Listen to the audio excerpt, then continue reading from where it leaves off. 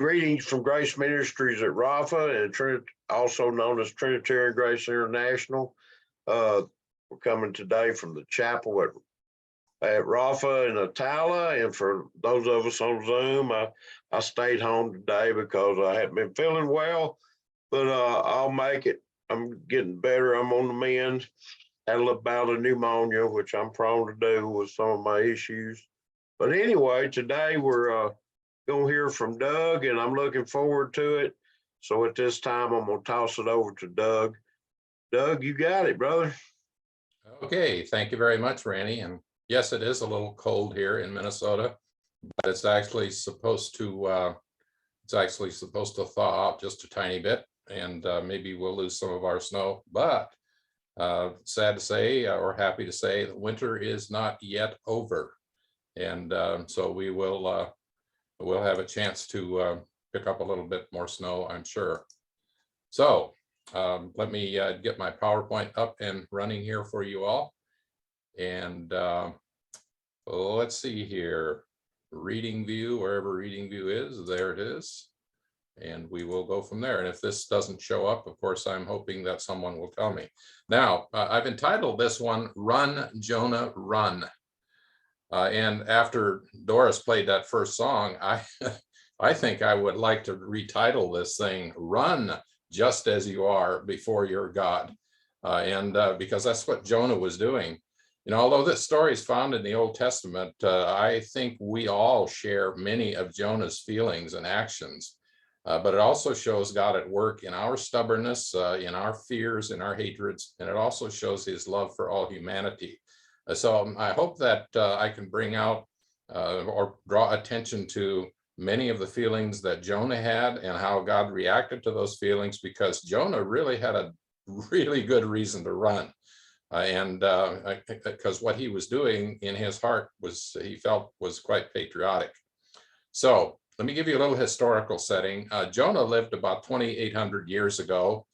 Nineveh, the city that he was supposed to preach to and eventually did, was the capital of a nation called Assyria. Assyria was a very warlike nation known for its cruelty, and they were kind of an arch enemy of the nation of Israel for a long, long time. Assyria actually conquered the northern kingdom of Israel. By that time, Israel had divided into two.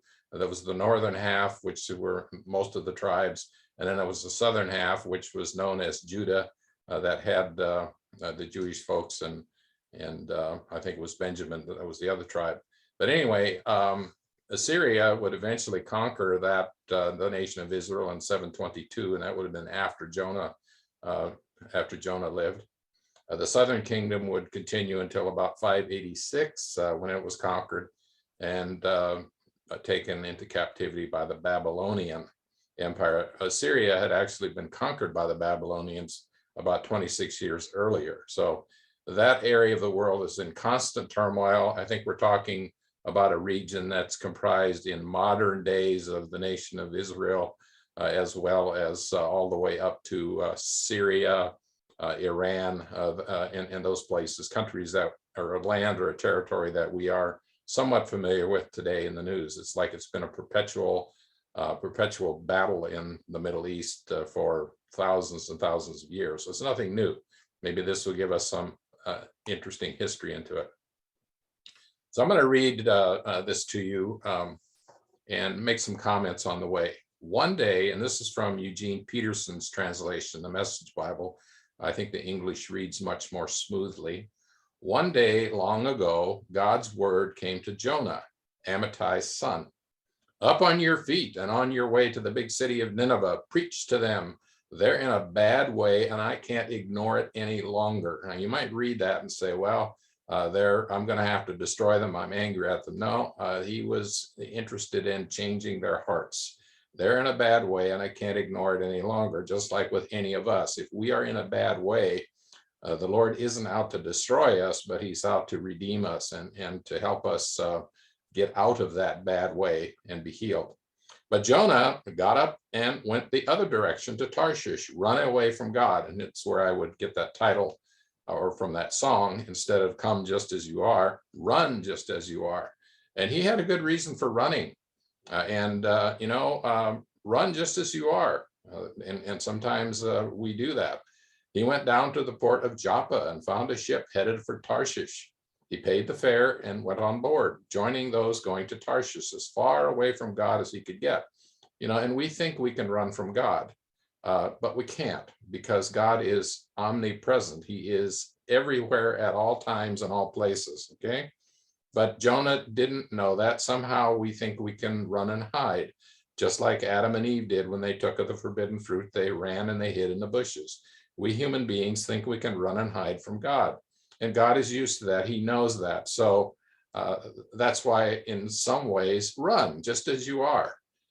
Be open and honest about your feelings to God. If you're angry, if you're scared, if you don't want anything to do with what you think he's wanting you to do, run, but he'll follow you. You can't shake him. He'll be with you all the way, because his purpose is to redeem and to restore each and every one of us so that we can enjoy, and I mean enjoy, eternal life with him forever. That is his goal. You are too important for him to lose. So here we have Jonah got on a boat, and he's out in the sea, Mediterranean Sea, I think, out in the sea, and thinks he's okay. I run away from God. I don't have to do this. And remember, this nation of Assyria, where Nineveh was located, had already raided his country to some degree, and they had already killed a number of people, and most likely had even killed some of Jonah's relatives. He had a good reason for hating those people. He had a good reason for not wanting them to change their ways. He wanted them punished. I think we can all understand that. I don't think there's a single one of us in this call that hasn't had somebody do us wrong, that hasn't had somebody hurt us or take advantage of us. And we understand how we just don't like them, and we want them to be punished. We all understand that. So I think we can empathize and feel the way Jonah felt. It's a universal thing. I doubt whether there's ever been a human being that hasn't been abused or hurt in some manner, shape, or form. And of course, we've all hurt others too. But God sent a huge storm at sea, and the waves towering, just a terrible storm. The ship was about to break into pieces. The sailors were terrified. They called out in desperation to their God, so that everybody's praying, like they say, there's no atheists in foxholes. These guys were calling out in desperation because they couldn't control the situation. They were hoping that their gods were listening.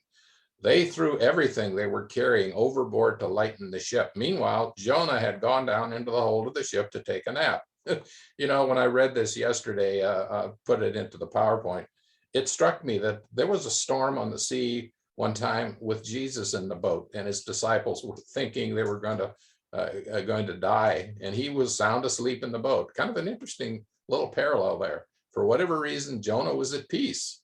He was at peace with his decision. Like, I run away, I'm going to get out of here. I'm going to go get some rest. My worries are over. The captain came to him and said, "What's this? Sleeping? Get up.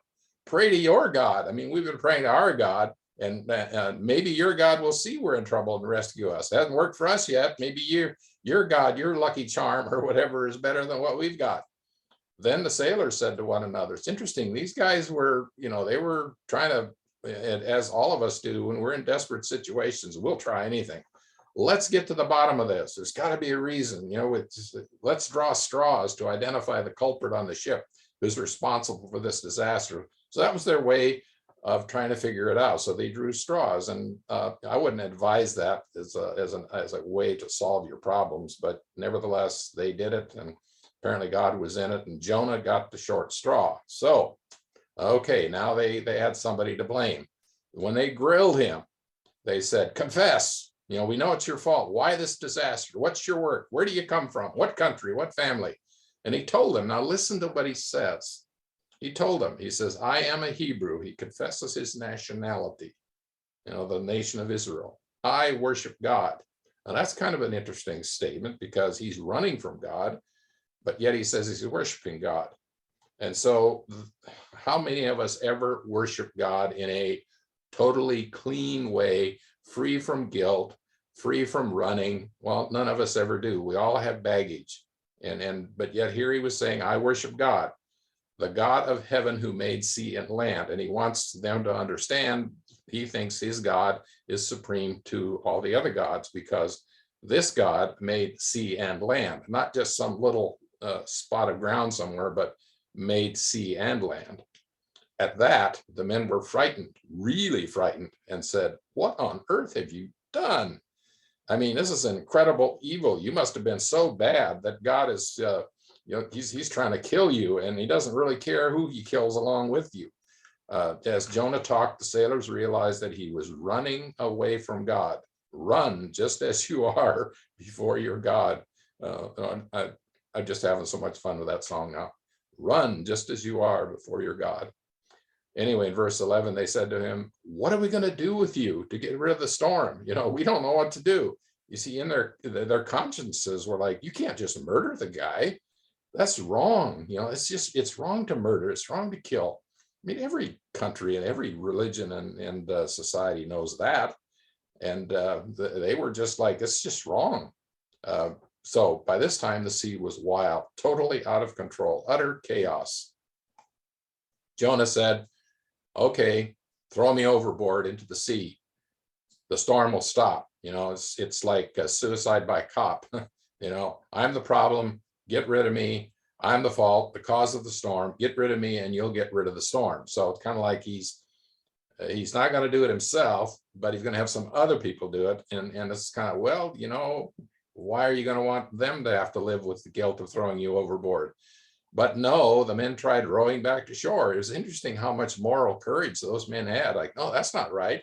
They're fearing for their lives, and they got it figured out what the problem is, and they just still didn't want to kill him. The storm only got worse and worse, wild and raging. Then they prayed to God. Now they're praying to Jonah's God. "Oh God, don't let us drown because of this man's life. And don't blame us for his death. You are God. Do what you think is best." And that kind of was going to play in a little bit later on in the story. It's like, we're not at fault here. We're not at fault. So don't kill us because of this guy. We didn't cause him to run. We didn't cause him to do this. Just don't do that. Don't blame us, but do what you think is best. They took Jonah and threw him overboard. So they I don't know, they got some sign from God, or they just like, okay, we prayed about it, so now it's going to go do it. They took Jonah and threw him overboard. Immediately, the sea was quieted down. The sailors were impressed, no longer terrified by the sea, but in awe of God. So here's a group of men that were like, oh, maybe we're in the wrong religion. Maybe our gods are not gods at all. Maybe this God of Jonah was the real God. So they worshiped God. They offered a sacrifice and they made vows. Maybe their vow was, we're going to follow you forever. I don't know. But anyway, there were some people that I would say switched their religious affiliations at that point. Then God assigned a huge fish to swallow Jonah.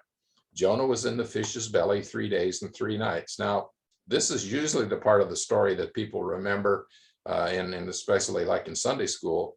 But I don't want to spend a lot of time on this. I want to spend the time on the emotions, the feelings, the expressions, the sentiments, because it's those things that we all have in common. So there's Jonah. He's inside the belly of this fish. And we can look at that in a number of ways, and draw some analogies, some similarities.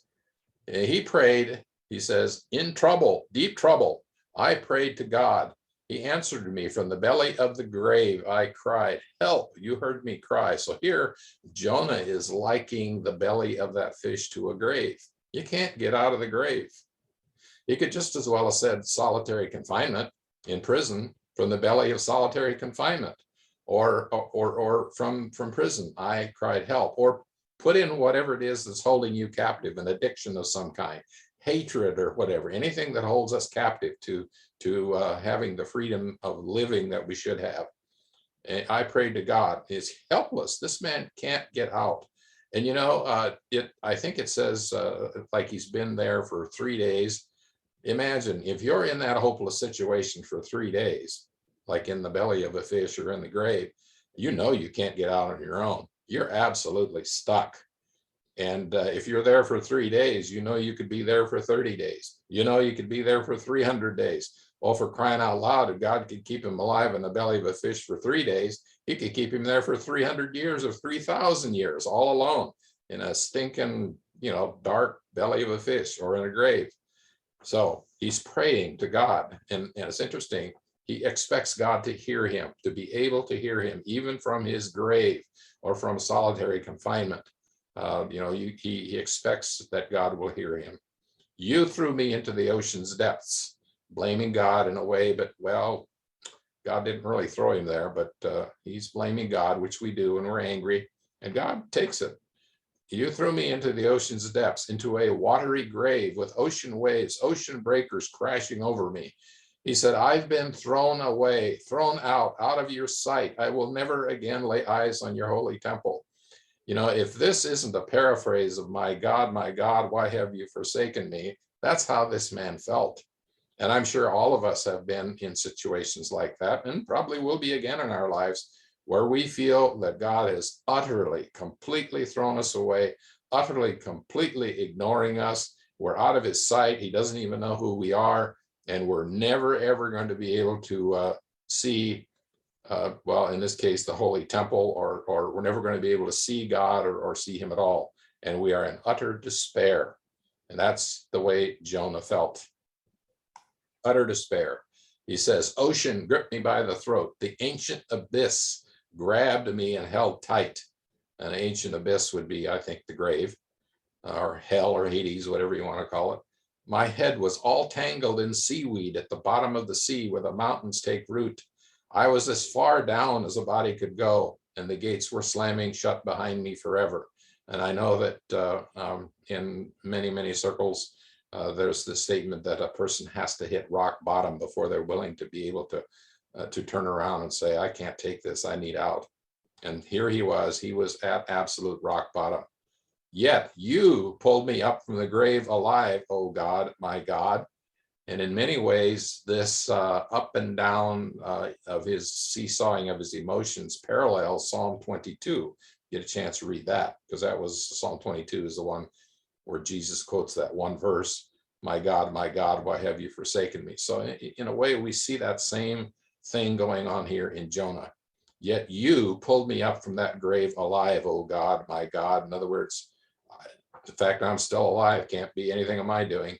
When my life was slipping away, my freedom was slipping away, my hope for a future was slipping away, I remembered God, and my prayer got through to you, made it all the way to your holy temple. Well, God was a whole lot closer to him than what he could possibly imagine. But that's where Jonah was at that point. He recognized that somehow his prayer got through. Of course, he's writing this after he's been delivered. Those who worship hollow gods, God frauds, walk away from their only true love. Well, run just as you are. That's what we do. But I'm worshiping you, God, calling out in thanksgiving. Now, here was his intent.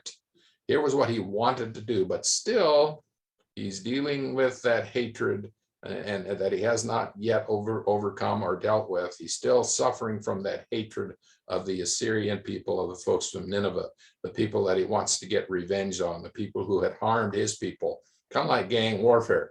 You shot somebody in my group, I'm going to shoot somebody in your group. Well, the only way that's going to stop if somebody says, enough, we're not going to retaliate. We're not going to retaliate. That's the only way that's going to stop. But he still has this in his heart about getting even. I'll do what I promised I'd do, kind of grudging, but I'm going to do it. Salvation belongs to God. Then God spoke to the fish, and it vomited up Jonah on the seashore. Probably not a very dignified beginning to the day. You're all wet and slimy, and there you are. You need a shower, okay, and some new clothes. Anyway, next God spoke to Jonah a second time. Same identical commission. Hadn't changed at all about what he wanted done. Up on your feet and on your way to the big city of Nineveh. Preach to them. They're in a bad way, and I can't ignore it any longer. This time, Jonah started off straight for Nineveh, obeying God's orders to the letter. His heart really wasn't in it, as we'll see, but he was going to follow it, even though he hated to do what he was told to do. Nineveh was a big city, very big. It took 3 days to walk across it. Jonah entered the city, went 1 day's walk, and preached. And here was his message: in 40 days, Nineveh will be smashed. It doesn't elaborate on how or who or any of the details. He just said, you guys have got 40 days and it's going to come to a screeching halt. The people of Nineveh listened and trusted God. They proclaimed a citywide fast and dressed in burlap, or, in sackcloth is what they would have in other translations call it. They dressed in burlap to show their repentance. Everyone did it, rich and poor, famous and obscure, leaders and followers. This, folks, is unprecedented, to have an entire city just suddenly, as big as this city was, to suddenly just make this dramatic change. Absolutely incredible. When the message reached the king, so here's the king of Nineveh. He got up off his throne, threw down his royal robes, dressed in burlap, again, unprecedented, and sat down in the dirt. I mean, you talk about a guy going from a high exalted throne to just willingly take off the robes of royalty and sit down in the dirt where everybody else is. Amazing. Then he issued a public proclamation throughout Nineveh, authorized by him and his leaders. And he says, not one drop of water, not one bite of food for man, woman, or animal, including your herds and flocks. Dress them all, both people and animals, in burlap and send up a cry for help to God. Everyone must turn back from an evil life and the violent ways that stain their hands. Who knows? Maybe God will turn around and change his mind about us, quit being angry with us, and let us live. Again, unprecedented for an entire city to have the king say that and follow. Can you imagine a head of state in the United States or in any country around the world saying that? And can you further imagine, in as fractured a civil society as we seem to have all over the world, can you imagine that the people would actually suddenly agree? Wow, absolutely incredible. You think about the magnitude of this. God saw what they had done, that they had turned away from their evil lives. He did change his mind about them. What he said he would do to them, he didn't do. Wow. So you would think Jonah should be happy then and pleased with the success of his mission. Well, Jonah wasn't.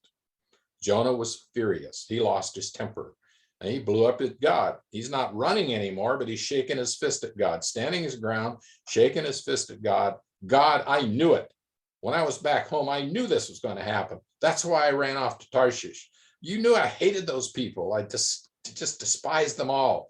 And I wanted them all obliterated, just whatever, But I knew, he knew this, deep down inside. I think we all know this about God. We all know this about Jesus. I knew you were sheer grace and mercy. We know that. Not easily angered, rich in love, and ready to the drop of a hat to turn your plans of punishment into a program of forgiveness.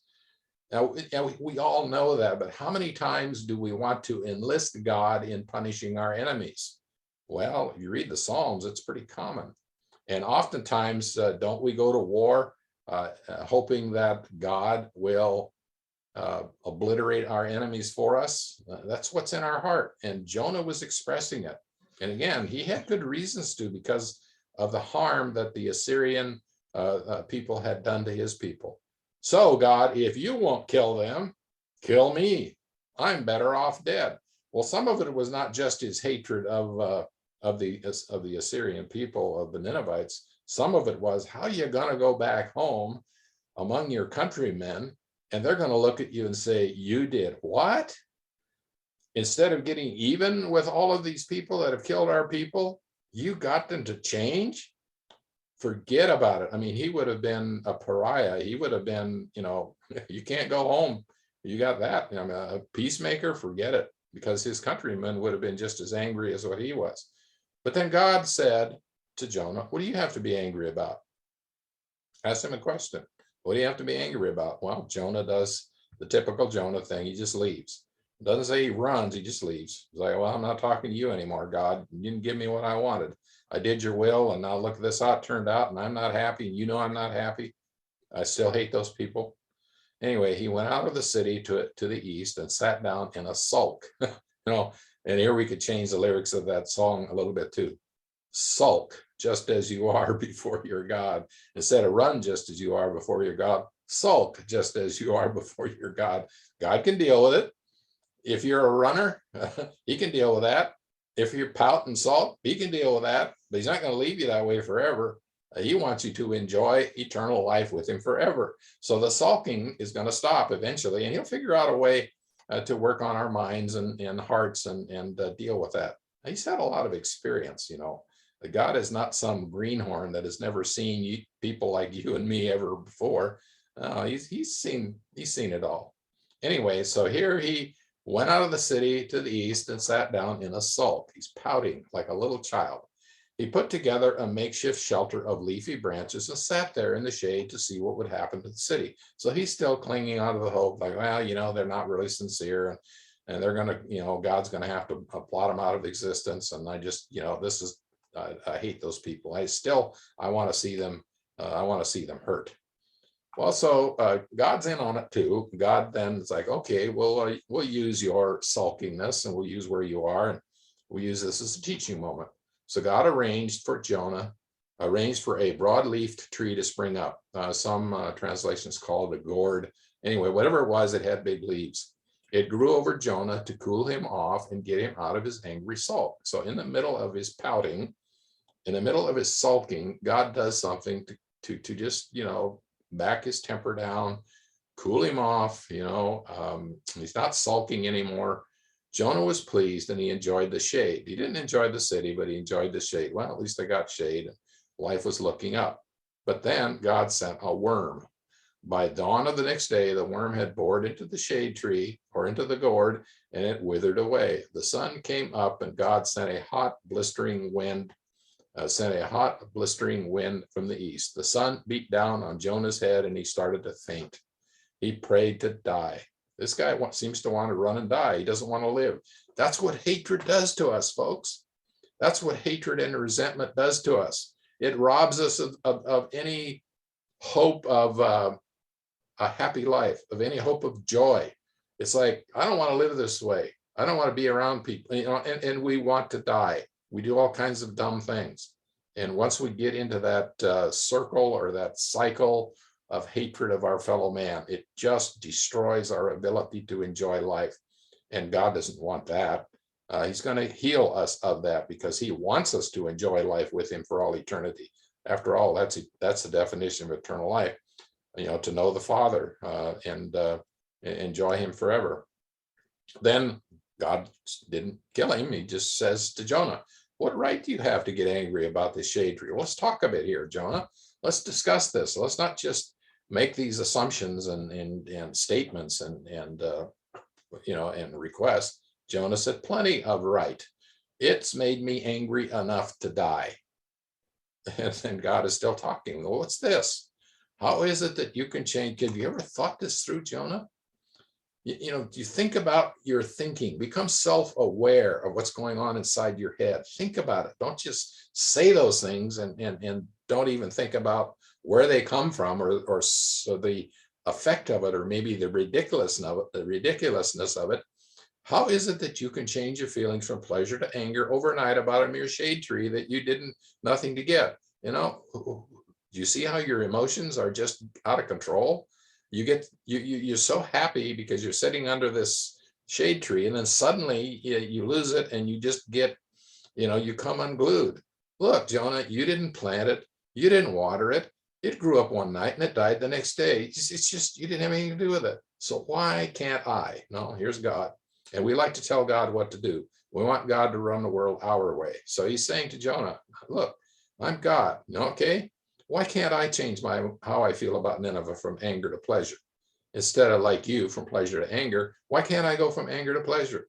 You know, you tell me why I can't. Are you in charge of my life? God is saying, are you God instead of me? Look, this big city of more than 120,000 childlike people. Now, other translations will indicate that he's actually talking about children, not adults. So the city was huge, maybe 1 million people, 500,000 people, we don't know.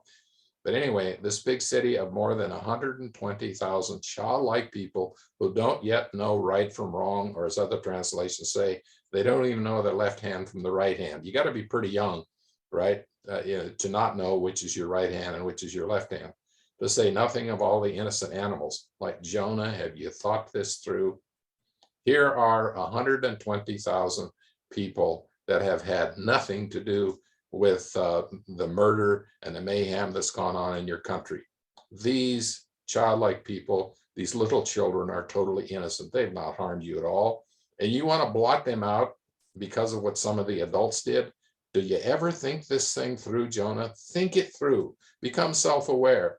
Don't let your emotions blow up so much that you can't even think clearly. Get control of yourself. I'm with you, Jonah. I'm with you to heal you. So what was Jonah's problem? Well, some might say it was disobedience. Well, that wasn't really the root of, that wasn't really the problem. That was a symptom of it. The real root of his misery was his hatred for his fellow man, especially for his enemies. Remember what is said in the New Testament? You've heard it said, but I say to you, love your enemies and do good to those that despitefully use you and persecute you. That's the way of Jesus. That is the way of Jesus. We're not, hating our enemies even is toxic to us. You remember the last command that Jesus gave us? It was love one another as I have loved you. And Jesus certainly loved his enemies. He loved all people. And he says, do that. And I heard a fellow the other day say, rather than use the word command, it should be more like, I have opened up a new possibility for you. Even though Jonah couldn't make himself love his enemies, the Lord worked it out so that through Jonah's warning, the whole city was spared. So if I could say it like this, it was the Lord who loved Jonah's enemies through Jonah, even while Jonah wasn't able to. So love one another as I have loved you. Entertain the possibility that Jesus, through us, can love our enemies on our behalf. Because look at what Jonah's actions, even though he despised his enemies, resulted in that city actually turning around and being saved. So the Lord's able to love our enemies through us. At least allow that as a possibility for him to do in our lives. And I would urge you all to read this story over again in several different translations.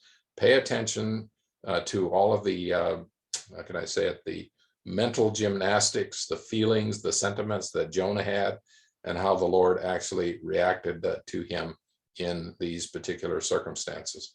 Because Jesus is smack dab in the middle of the story of Jonah. He's the God of the Old Testament as well. And he loved Jonah, loved him as absolutely as he would any other human being. Same with you and the same with me. You and I may be running just as we are, but we can't outrun him. He'll follow us.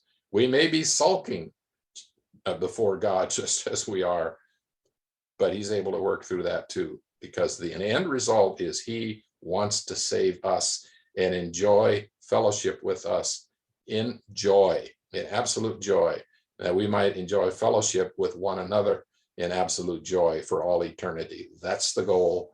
And you know what? You and I are included. And I'll now turn it back to Randy.